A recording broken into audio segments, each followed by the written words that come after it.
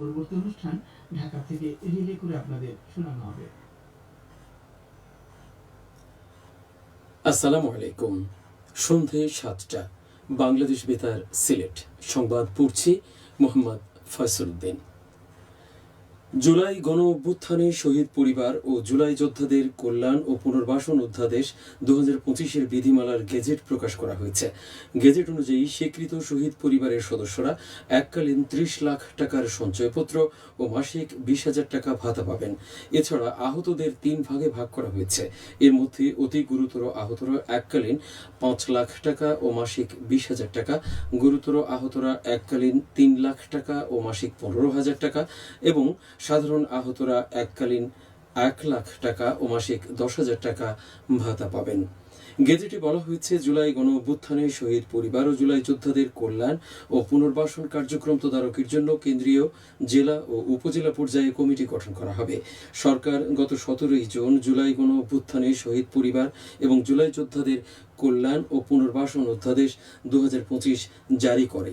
এতে গণ অভ্যুত্থানে নিহতদের জুলাই শহীদ এবং আহতদের জুলাই যোদ্ধা হিসেবে স্বীকৃতি দেওয়া হয়। সিলেটের কোম্পানিগঞ্জের সাদা পাথর থেকে যেন আর কোনো পাথর চুরি না হয় সে ব্যবস্থা নেওয়া হবে বলে জানিয়েছেন নবাগত জেলা প্রশাসক মোহাম্মদ সারওয়ার আলম। তিনি আজ সাদা পাথরে ক্ষতিগ্রস্ত স্থানগুলো পরিদর্শনকালে এই কথা বলেন। তিনি বলেন, সাদা পাথরকে আগের রূপে ফিরিয়ে দিতে যা যা করা দরকার তাই করা হবে। পাশাপাশি কারা এই লুটের সঙ্গে জড়িত তা খতিয়ে দেখা হবে। সারা দেশের মতো সিলেটেও পালিত হচ্ছে জাতীয় মৎস্য সপ্তাহ। মৎস্য সম্পদের সম্প্রসারণ, সংরক্ষণ, উন্নয়ন এবং টেকসই ব্যবহারে জনসচেতনতা সৃষ্টির লক্ষ্যে এই সপ্তাহ আগামী 24 আগস্ট পর্যন্ত চলবে। এই উপলক্ষে প্রতিদিনই বিভিন্ন কর্মসূচি পালন করা হচ্ছে। দেশীয় প্রজাতির মাছ উৎপাদন বৃদ্ধিতে তরুণ সমাজের ভূমিকা শীর্ষক কর্মশালা, কুইজ ও চিত্রাঙ্কন প্রতিযোগিতা অনুষ্ঠিত হয়েছে আজ মৌলভীবাজারে। এম সাইফুর রহমান অডিটোরিয়ামে অনুষ্ঠিত কর্মশালায় প্রধান অতিথি ছিলেন সাবেক সংসদ সদস্য এম নাসের রহমান। পরে অনুষ্ঠিত হয় মৎস্য বিষয়ক কুইজ ও চিত্রাঙ্কন প্রতিযোগিতা। এতে 33 জন তরুণ অংশ নেয়। পরে 6 জনকে বিজয়ী ঘোষণা করে ক্রেস্ট ও সম্মাননা প্রদান করা হয়। জেলা মৎস্য অধিদপ্তর এর আয়োজন করে। পরিবেশ সুরক্ষা ও সবুজ বনায়ন সৃষ্টির লক্ষ্যে জেলা পুলিশের উদ্যোগে 2,500 গাছের চারা রোপণ করা হয়েছে আজ মৌলভীবাজারে। পুলিশ সুপার কার্যালয়ে এর উদ্বোধন করেন জেলা police super MKH Jahangir Hossain. এরপর একযোগে জেলার 3টি সার্কেল কার্যালয়, পুলিশ লাইন্স, 7টি থানা ও 5টি ফাঁড়ির অভ্যন্তরে পুলিশ সদস্যরা ফলদ, বনজ ও ঔষধি গাছের চারা রোপণ করেন। একটি অন্তর্ভুক্তিমূলক ভবিষ্যতের জন্য প্রবীণদের কণ্ঠস্বরের ক্ষমতায়ন, এই প্রতিপাদ্যকে সামনে রেখে সারা দেশের মতো সিলেটেও আজ পালিত হচ্ছে বিশ্ব প্রবীণ নাগরিক দিবস। প্রবীণ মানুষের বিষয়গুলিকে আলাদা করে গুরুত্ব দিয়ে বিশ্ব প্রবীণ নাগরিক দিবসটি পালন করা হয়। বয়স্ক মানুষের জীবনের স্বাভাবিক ছন্দকে প্রভাবিত করে এমন সমস্যাগুলি সম্পর্কে সচেতনতা বাড়াতে এই দিনটি পালন করা হয়। দিবসটি আনুষ্ঠানিকভাবে শুরু করেছিলেন মার্কিন যুক্তরাষ্ট্রের সাবেক রাষ্ট্রপতি রোনাল্ড রেগান। তিনি 19 আগস্ট 1988-তে ঘোষণাপত্রে স্বাক্ষর করে এই দিনটির স্বীকৃতি দেন। 14 ডিসেম্বর 1990 সালে জাতিসংঘের সাধারণ পরিষদ 21 আগস্টকে বিশ্ব প্রবীণ নাগরিক দিবস হিসেবে পালন করার ঘোষণা দেয়। ঢাকা সিলেট মহাসড়কের হবিগঞ্জের নবীগঞ্জ উপজেলার আউশকান্দি সিএনজি রিফুয়েলিং স্টেশনে অগ্নিকাণ্ডের ঘটনা ঘটেছে আজ। এই অগ্নিকাণ্ডে 9টি সিএনজি চালিত অটোরিকশা, একটি বাস ও 2টি মোটরসাইকেল পুড়ে ছাই হয়ে গেছে।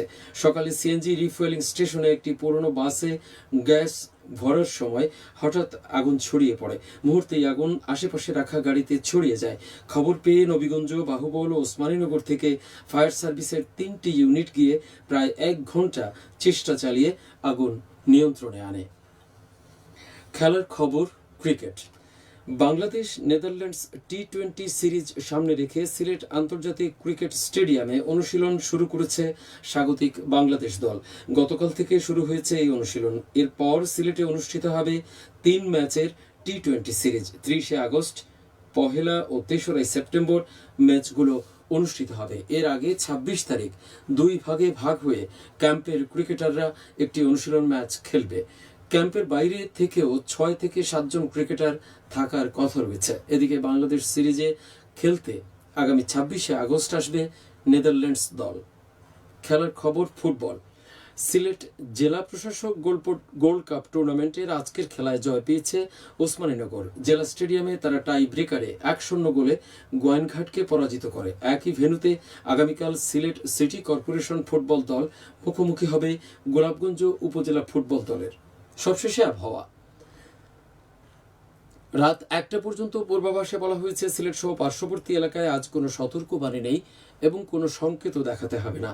আজ সিলেটের সর্বোচ্চ তাপমাত্রা ছিল 29.6 ডিগ্রি এবং সর্বনিম্ন 25.4 ডিগ্রি সেলসিয়াস। বাতাসে আর্দ্রতা ছিল সকালে 94 এবং সন্ধ্যায় 98%। আগামীকাল সিলেটের সূর্যোদয় হবে 5টা 29 এবং অস্ত যাবে 6টা 20। স্থানীয় সংবাদ শেষ হলো। আমাদের পরবর্তী সংবাদ প্রচারিত হবে আগামীকাল সকাল 8টা 10।